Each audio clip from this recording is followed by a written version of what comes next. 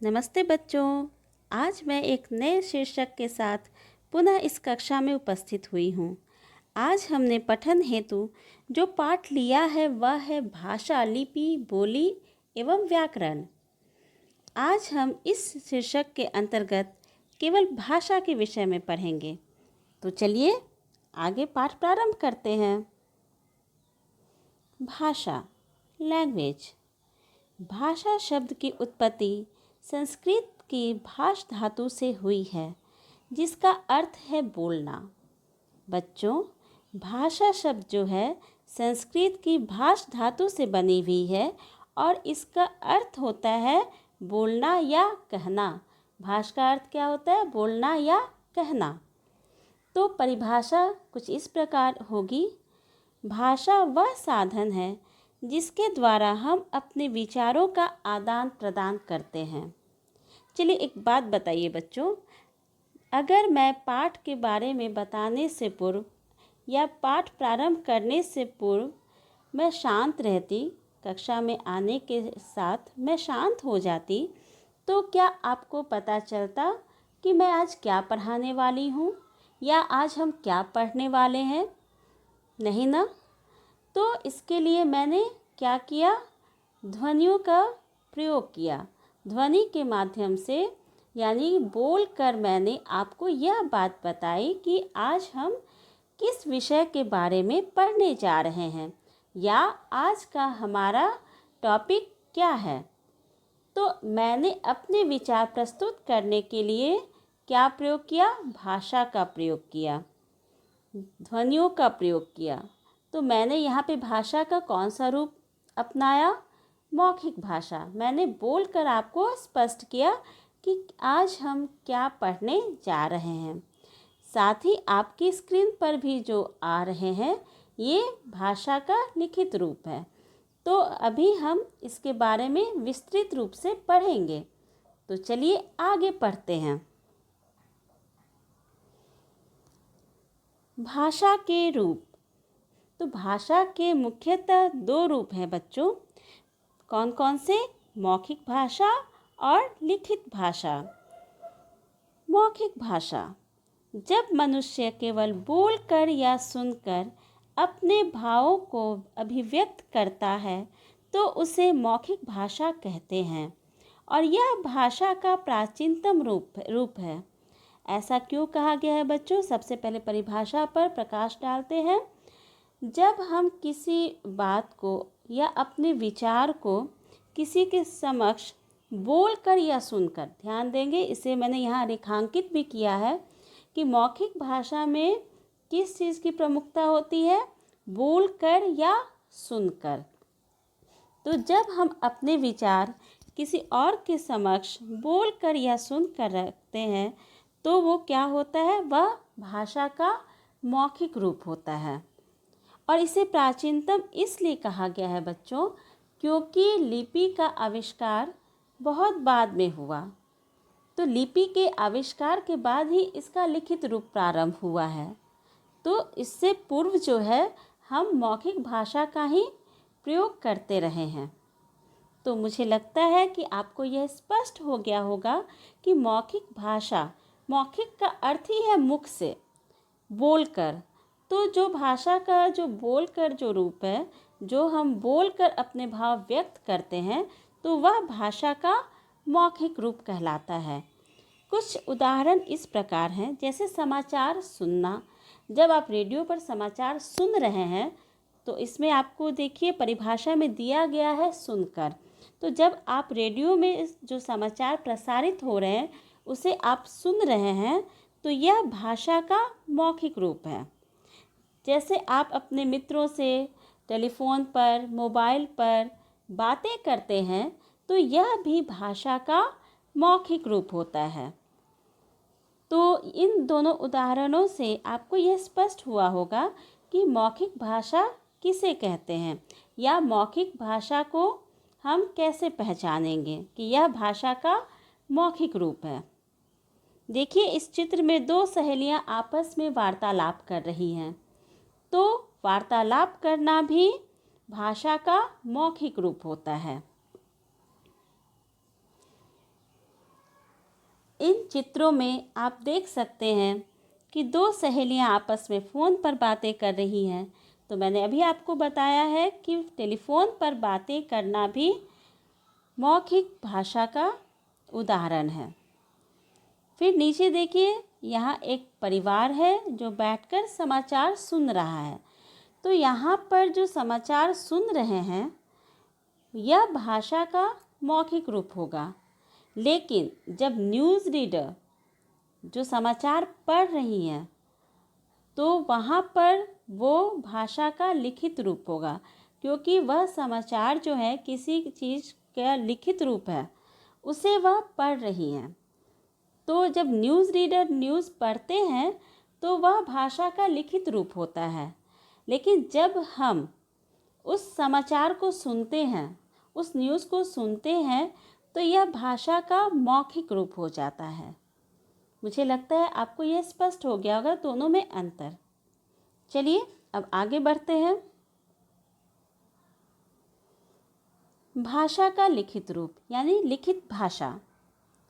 जब मनुष्य पढ़कर या लिखकर अपने भावों या विचारों को व्यक्त करता है तो उसे भाषा का लिखित रूप कहते हैं। इससे पहले मौखिक भाषा में आपने क्या ध्यान दिया था कि इसमें आपको दिया गया था बोलकर या सुनकर, किंतु लिखित भाषा में पढ़कर या लिखकर इन शब्दों को समावेश किया गया है। जब मनुष्य पढ़कर या लिखकर अपने भावों को व्यक्त करता है तो यह भाषा का लिखित रूप होता है। जैसे अखबार पढ़ना, तो आप अखबार में या न्यूज़पेपर में उन्हीं चीज़ों को पढ़ते हैं जो वहाँ लिखित है, वहाँ लिखा हुआ है, तो यह भाषा का लिखित रूप हो गया। अगर आप पत्र लिखते हैं तो जैसे आपको जो है परिभाषा में बताया गया है, लिखना भी लिखित भाषा का रूप है। तो अगर आप पत्र लिख रहे हैं तो यह भाषा का लिखित रूप है। और वही पत्र अगर आपका मित्र पढ़ रहा है, आपकी सहेली पढ़ रही है, तो यह भी आपका भाषा का लिखित रूप होगा, क्योंकि वो भी वही चीज़ पढ़ रहे हैं जो आपने लिखा है। तो पत्र पढ़ना भी भाषा का लिखित रूप है। चलिए एक नज़र डाल लेते हैं कुछ उदाहरण पर। जैसे अखबार पढ़ना, पत्र लिखना, प्रश्न पत्र पढ़कर उत्तर लिखना या कंप्यूटर पर ईमेल भेजना। आप जो ईमेल भेजते हैं वह भी भाषा का लिखित रूप होता है। मुझे लगता है यह स्पष्ट हो गया होगा कि भाषा का मौखिक रूप क्या है और लिखित रूप क्या है। लिखित भाषा के लिए हमें वर्णों की आवश्यकता होती है, लिपि की आवश्यकता होती है। लिपि के माध्यम से ही हम अपने विचारों को शब्दों में पिरोते हैं और उसे लिखते हैं। जैसे उदाहरण आपके समक्ष है। यहाँ पर एक छात्र हैं जो बैठकर पत्र लिख रहे हैं। दूसरे तरफ आप देख सकते हैं कि मोहन नाम का एक लड़का है जो अपने मित्र को या अपने कार्यालय में कुछ ईमेल भेज रहा है। तो इन दोनों उदाहरणों में क्या है, भाषा का लिखित रूप है। दोनों ही लिखकर अपने विचार जो है व्यक्त कर रहे हैं। तो अभी तक आपने भाषा के दोनों रूपों को पढ़ लिया, मौखिक भाषा और लिखित भाषा। लिखित भाषा तथा मौखिक भाषा में अंतर। बच्चों, इन दोनों में कैसे आप अंतर स्पष्ट करेंगे?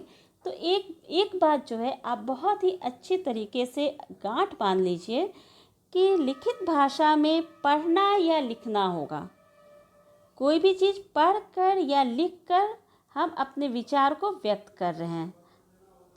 वहीं मौखिक भाषा में बोलकर या सुनकर, इसमें बोलना या सुनना शब्द आता है। ये चीज़ आप ध्यान देंगे कि लिखित भाषा में पढ़ना लिखना और मौखिक भाषा में बोलना सुनना ये शब्द आते हैं। जैसे देखिए, लिखित भाषा, पुस्तक पढ़ना, कहानी पढ़ना या कहानी लिखना, समाचार पत्र पढ़ना, प्रश्न पत्र पढ़कर उत्तर लिखना। वही मौखिक भाषा, टेलीफोन पर बातें करना, कहानी सुनना या कहानी सुनाना, समाचार सुनना, वार्तालाप करना, मित्रों से बातें करना, एक दूसरे को कुछ बातें समझाना। ये सभी मौखिक भाषा के उदाहरण हैं। तो इन उदाहरणों में आपने देखा कि लिखित भाषा के साथ पढ़ना या लिखना शब्द आया है। तो इसमें हम किसी भी चीज़ को पढ़कर या लिखकर या अपने भावों को, अपने विचारों को पढ़कर या लिखकर दूसरे के समक्ष रखते हैं। वही मौखिक भाषा में हम सिर्फ बोलते हैं या किसी की बातें सुनते हैं। तो बोलकर या सुनकर हम एक दूसरे से अपने विचारों का आदान प्रदान करते हैं। अब है सांकेतिक भाषा क्या है। भाषा का वह रूप जिसमें ध्वनि या लिपि के स्थान पर संकेतों के माध्यम से अपने विचारों या भावों को प्रकट किया जाता है, उसे सांकेतिक भाषा कहते हैं। बच्चों, आपने ट्रैफिक पुलिस को देखा होगा, वो सीटी बजाते हैं और हाथ से, अपने हाथों द्वारा क्या करते हैं, इशारे करते हैं कि किस गाड़ी को रुकना है और किस गाड़ी को आगे बढ़ने देना है। वो वहाँ स्पीकर लेकर या माइक लेकर खड़े नहीं होते हैं, वो बोलकर या लिखकर अपने विचार स्पष्ट नहीं करते हैं, हम तक नहीं पहुँचाते हैं, किंतु वह अपने संकेतों के माध्यम से हमें यह बता देते हैं कि आपको रुकना है या आपको आगे बढ़ना है। तो यहाँ पे ट्रैफिक पुलिस जो है, इसने भाषा का सांकेतिक रूप अपनाया, तो यह सांकेतिक भाषा कहलाएगी। यह भाषा का सांकेतिक रूप है, ना ही बोलकर उन्होंने बताया, ना ही लिखकर बताया। तो ना ही यह मौखिक रूप हुआ, ना ही लिखित रूप हुआ। यह कौन सा रूप है? यह सांकेतिक रूप है। जैसे आप देखे होंगे, बहुत सारे समाचार ऐसे प्रसारित होते हैं जो मूक बधिरों के लिए होते हैं, अर्थात जो बोल नहीं सकते या सुन नहीं सकते हैं। इनके लिए भी एक जो है विशिष्ट प्रशिक्षण की आवश्यकता होती है। तो उस प्रशिक्षण के द्वारा जो है ये इशारों में, संकेतों में बातें करना सीखते हैं। तो इनके बीच जो वार्तालाप होती है वह संकेत के माध्यम से होती है। तो इनकी जो वार्तालाप है वह भी सांकेतिक भाषा का एक उदाहरण है। अब आते हैं कि मातृभाषा किसे कहते हैं, राजभाषा क्या है एवं राष्ट्रभाषा क्या है। सबसे पहले मातृभाषा। बच्चों, जब घर में छोटे छोटे बच्चे होते हैं और वो सबसे पहले बोलना प्रारंभ जब करते हैं, तो जो भाषा हम घर में जनरली यूज़ करते हैं, जिस भाषा में हम बातें करते हैं, बच्चे भी उसी भाषा को सबसे पहले अपनाते हैं। तो यही उसकी मातृभाषा होती है। तो चलिए इसकी परिभाषा देख लेते हैं। बच्चे की पहली भाषा जिसे वह अपनी माँ तथा परिवार के अन्य सदस्य से सीखता है, उसकी मातृभाषा कहलाती है। मातृभाषा यानी माँ से सीखी हुई भाषा। ऐसी भाषा जो हम घर में सीखते हैं, अपनी माँ से सीखते हैं, अपने पिताजी से सीखते हैं या घर के अन्य सदस्य से सीखते हैं, वह भाषा मातृभाषा कहलाती है। राजभाषा। राजभाषा क्या है? सरकारी कामकाज में प्रयोग होने वाली भाषा ही उस देश की राजभाषा कहलाती है। तो भारत की पहली राजभाषा क्या है बच्चों? हिंदी है।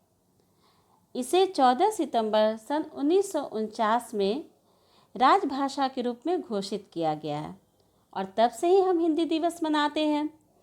तो हमारी राजभाषा हिंदी है, लेकिन इसके बाद जो है अंग्रेजी भाषा को भी प्राथमिकता दी गई है। इस बात को ध्यान रखिएगा कि सर्वप्रथम हिंदी हमारी राजभाषा के रूप में घोषित की गई है, यह हमारी राजभाषा है, लेकिन इसके पश्चात अंग्रेजी को भी द्वितीय स्थान दिया गया है। अब आते हैं राष्ट्रभाषा। बच्चों, राष्ट्रभाषा राष्ट्र की भाषा होती है, अर्थात ऐसी भाषा होती है जो उस देश में अधिकांशतः लोगों द्वारा बोली जाती है या समझी जाती है। तो परिभाषा ऐसी होगी इसकी, राष्ट्रभाषा वह भाषा होती है जिसे उस देश के अधिकतर नागरिक बोलते व समझते हैं। तो हमारी राष्ट्रभाषा भी क्या है बच्चों? हिंदी है। किंतु संविधान में इस चीज़ की जो है कहीं व्याख्या नहीं की गई है, इस चीज़ के बारे में नहीं बताया गया, राष्ट्रभाषा के रूप में उल्लेखित नहीं किया गया है, किंतु राजभाषा के रूप में संविधान में इस चीज़ को घोषित किया गया है, इसे लिखित रूप में दिया गया है कि यह हमारी राजभाषा है। संपर्क भाषा, संपर्क भाषा क्या है? चलिए एक उदाहरण देख लेते हैं। जैसे आपके चित्र में दिया है कि कुछ लोग जो है ट्रेन से सफ़र कर रहे हैं। मान लीजिए एक इसमें से जो है गुजरात का है, जो गुजराती बोलता है, क्योंकि उसकी मातृभाषा क्या होगी? गुजराती होगी। वही दूसरी ओर जो दूसरा इंसान बैठा है वह बंगाल से है, तो उसकी भाषा क्या होगी? बंगला होगी। तो इस प्रकार दोनों ही अपनी अपनी मातृभाषा को अच्छे से पहचानते हैं और अच्छे से जानते हैं, लेकिन समस्या ये है कि एक दूसरे के साथ ये बातें करना चाहते हैं। तो ये कैसे करेंगे? एक को गुजराती आती है तो दूसरे को बंगाली आती है, तो ये आपस में कैसे बातें करेंगे? तो इसके लिए कोई एक भाषा तो ऐसी होगी जो इन दोनों को आनी चाहिए। तो हमारे देश में वह भाषा क्या है? वह भाषा है हिंदी, जो अधिकांशतः लोगों द्वारा बोली या समझी तो जरूर जाती है। तो ऐसी भाषा जो किसी क्षेत्र में सामान्य रूप से किसी भी दो ऐसे व्यक्तियों के बीच हो जिनकी मातृभाषाएं भिन्न भिन्न हैं। तो आपको समझ में आ गया होगा संपर्क भाषा क्या है। तो मैंने इस उदाहरण बताया कि जब ये दोनों आपस में बातें करना चाहेंगे तो वो किस भाषा का प्रयोग करेंगे? हिंदी भाषा का प्रयोग करेंगे। हिंदी भाषा ऐसी भाषा है हमारे देश की जिसे अधिकांशतः लोग समझते हैं, तो इसके द्वारा ये अपनी वार्तालाप कर सकते हैं। और आपको पता है बच्चों, इसे सेतु भाषा के नाम से भी जाना जाता है। संपर्क भाषा को सेतु भाषा इसलिए कहते हैं, अभी मैंने आपको बताया इन दोनों के बीच में संपर्क किसने स्थापित किया? एक पुल की तरह, एक सेतु के समान किस भाषा ने कार्य किया? तो वह भाषा है हिंदी। हिंदी भाषा ने सेतु का काम किया, तो इसे हम सेतु भाषा के नाम से भी जानते हैं। चलिए कुछ मुख्य बातें देख लेते हैं इस पाठ से संबंधित। भारत के संविधान में 22 भाषाओं को मान्यता प्राप्त है। हमारे देश में जो भाषाएं हैं उनमें 22 भाषाओं को हमारे संविधान में मान्यता मिली है। अनुच्छेद 343 के अनुसार, 343(1) के अनुसार 14 सितंबर सन 1949 को हिंदी को राजभाषा के रूप में घोषित किया गया और प्रति वर्ष 14 सितंबर को हम हिंदी दिवस के रूप में मनाते हैं। बच्चों ध्यान देंगे कि 14 सितंबर को हम राष्ट्रीय हिंदी दिवस मनाते हैं, किंतु वैश्विक हिंदी दिवस जो है, विश्व हिंदी दिवस जो है, वह हम 10 जनवरी को मनाते हैं। 10 जनवरी को विश्व हिंदी दिवस के रूप में मनाया जाता है और 14 सितंबर को राष्ट्रीय हिंदी दिवस के रूप में मनाया जाता है। ये है हमारी भाषाओं की सूची जिन्हें हमें हमारे संविधान में मान्यता प्राप्त है। उनमें से देखिए, असमिया, उड़िया, उर्दू, कन्नड़, कश्मीरी, कोंकणी, गुजराती, डोगरी, तमिल, तेलुगु, नेपाली, पंजाबी, बांग्ला, बोडो, मणिपुरी, मराठी, मलयालम, मैथिली, संथाली, संस्कृत, सिंधी और हिंदी है। तो आज अपने 22 भाषाओं पर प्रकाश डाला अभी कि हमारी 8वीं अनुसूची में किन भाषाओं को शामिल किया गया है। तो बच्चों आज आपने भाषा के विषय में पढ़ा, भाषा के रूप के विषय में पढ़ा और कितनी भाषाओं को मान्यता प्राप्त है, राजभाषा क्या है, संपर्क भाषा क्या है, राष्ट्रभाषा क्या है। तो आज के लिए इतना ही काफ़ी है। अगली कक्षा में हम व्याकरण, लिपि और बोली के विषय में पढ़ेंगे। इसकी विस्तृत जानकारी मैं आपको दूंगी। तब तक के लिए इस कक्षा को समाप्त करते हैं। और यह वीडियो अगर अच्छा लगा हो तो इसे लाइक करें, शेयर करें और कमेंट करें। धन्यवाद।